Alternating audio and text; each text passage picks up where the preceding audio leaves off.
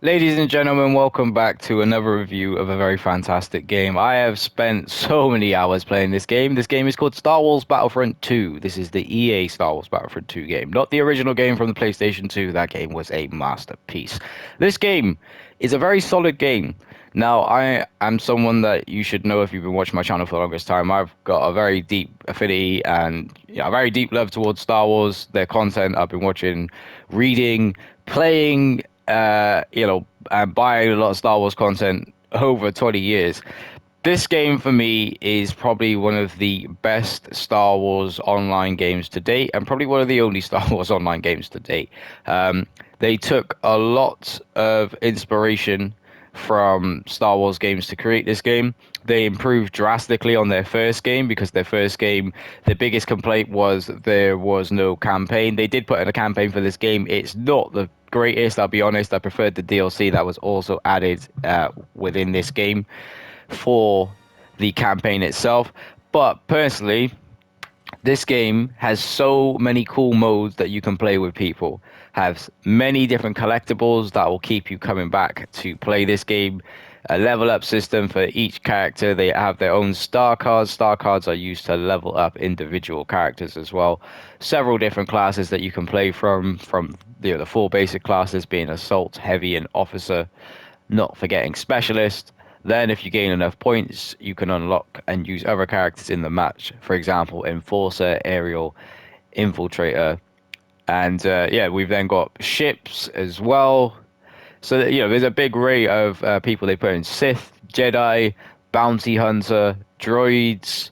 They put a lot into this game. You can play this game in co-op with up to four people online. If you're trying to teach people how to play the game, you can battle against AI. There is a single player mode as well in this game. You can play the instant action, which is different scenarios that you have to fight through. Same with arcade, and you can do that with up to two people in split screen and take down different enemies, whether you are playing as the dark side or the light side. There's a campaign as well, as I said, and they actually added in a free DLC for the campaign, and it is classed as canon. So if you're somebody that wants to know everything about the Star Wars universe and you want to feel like you've been a part of it, you go and play that DLC and you'll find out about some of the plans that the Emperor had after Order 66 and everything went awry. Um, this game is fantastic. My biggest gripe with this game was obviously they didn't add in any. Um, the last update for this game we had was for the Rise of Skywalker, which was, for Rey, Kylo Ren, and a couple of other characters. We never got Ahsoka Tano. Now, I've seen people mod this game because it is multi-platform. You can play this on PC, Xbox, PS4, PS5, Xbox Series X, and Xbox One.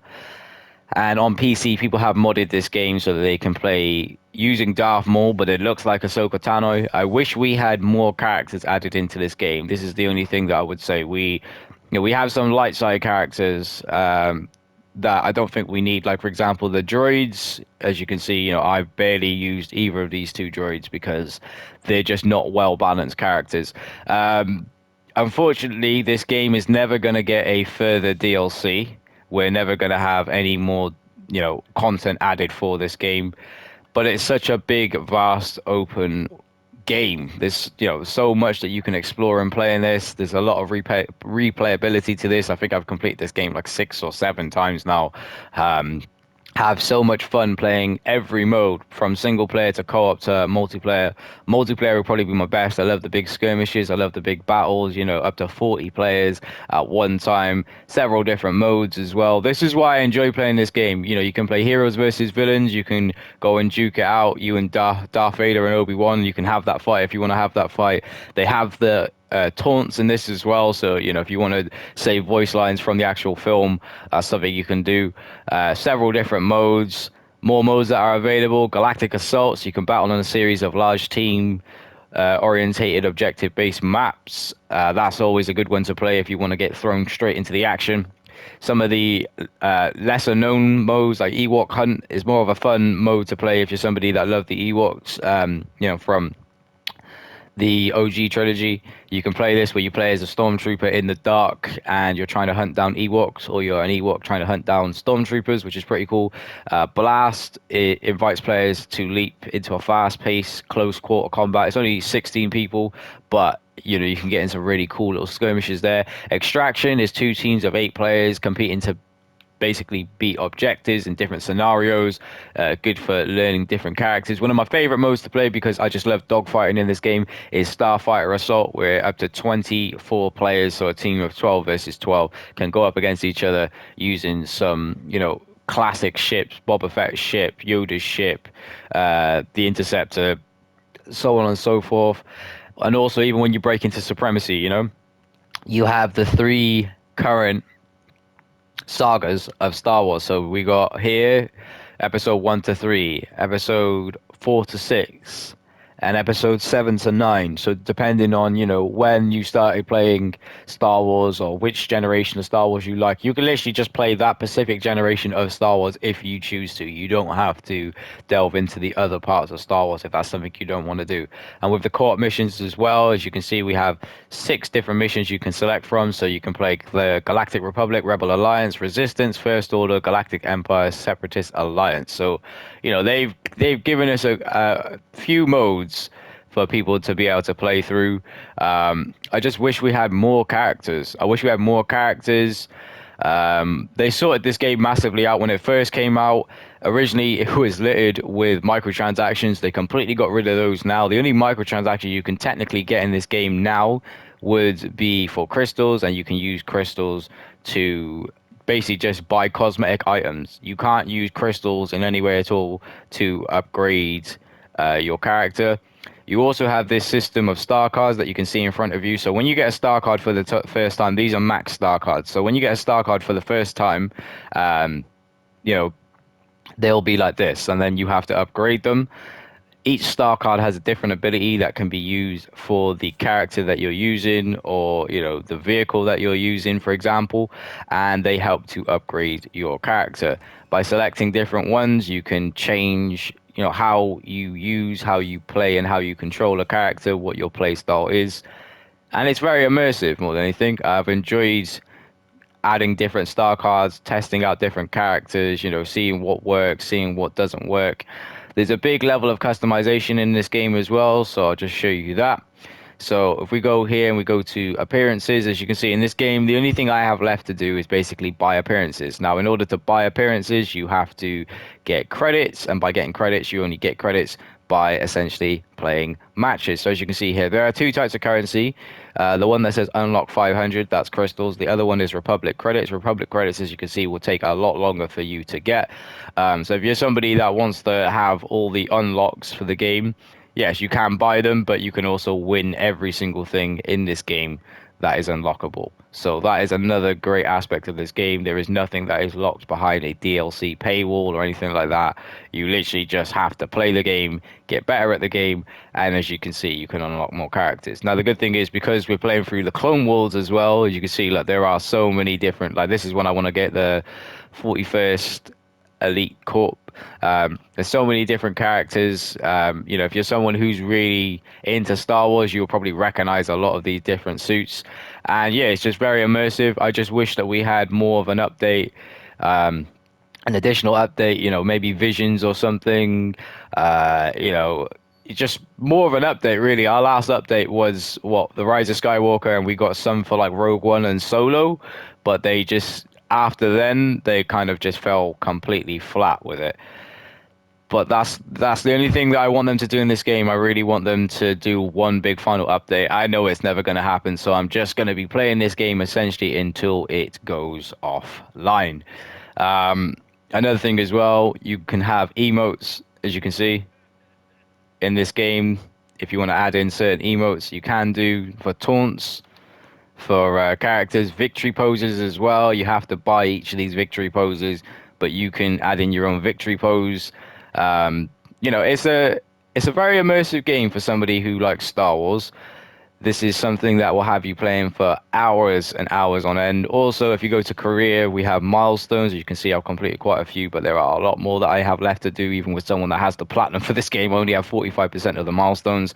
So if you go onto the milestones itself, these change as well periodically, so there's new stuff that's added in, and because we're in the like final stages of this game still being online, nearly every time that you come on to play this game is like double XP, triple XP, or some sort of event is going on. There was a massive surge of players added to this game as Epic Games previously listed this game for free, so a lot of PC players have obviously jumped on into playing this game as well. And because it's Star Wars, the big plethora of people that you'll be playing with. Sometimes you might be playing with someone, they could be like 18 years old. Other times I've played with people and they've told me they're like 52. So it just goes to show how, this game and the Star Wars franchise, because it being so large and vast, has connected a lot of people together. But there is a lot in this game that will keep you coming back to playing it, a lot in this game that will keep you returning. So yeah, check the game out for yourselves. If I was to give this a rating, I'd honestly give this game like an 8 out of 10. I just wish that we had more modes, more characters, more ships. I just want more of the game. So it's not even really a complaint. It's just one of those things where it's like you love a franchise so much that you want more of it and you kind of don't want it to end.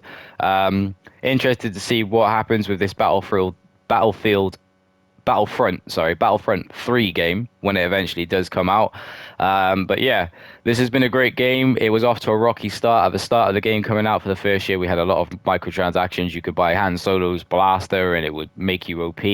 I'm glad that's been nerfed. Certain characters over the time have been nerfed. It's a great game. I have a lot of fun playing it. I play with a lot of different people from, my own console to other consoles as well.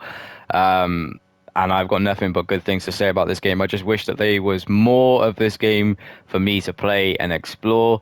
Um, I've been going back and just trying to level up all my characters as I possibly can. The next thing I'm going to try and do is get my Enforcer, my Aerial, and my Infiltrator up to level 100 as well. But it's a fantastic game to play. I love playing the game with people who are proper Star Wars fans when you get into a battle. There was me versus Vader before. I was playing as Obi-Wan. We were doing all the taunts. And it was just a very fun match. So, yeah.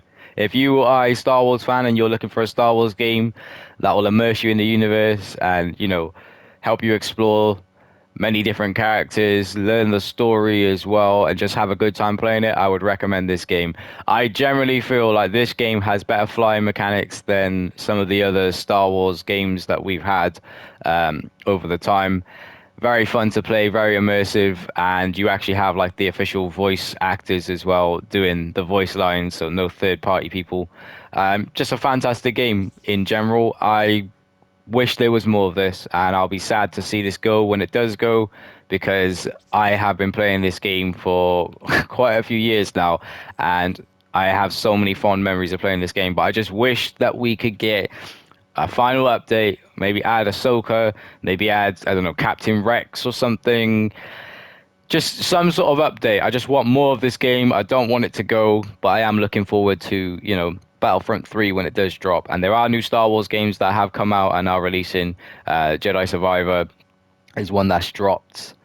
So yeah, if you want to play a big online multi-mass war game where you can dogfight, use Jedis, use Sith, use clone troopers, different weapons, different infantry types, I would definitely recommend people to play Star Wars Battlefront 2 EA before it completely goes offline, because this game, honestly, after they sorted it out, this is a hidden gem. Shout out to all the Star Wars fans out there. May the Force be with you. Thank you for watching this review. I've been GMG News. Have yourself a lovely day. If you're new here, don't forget to subscribe, turn on post notifications, and this is the way.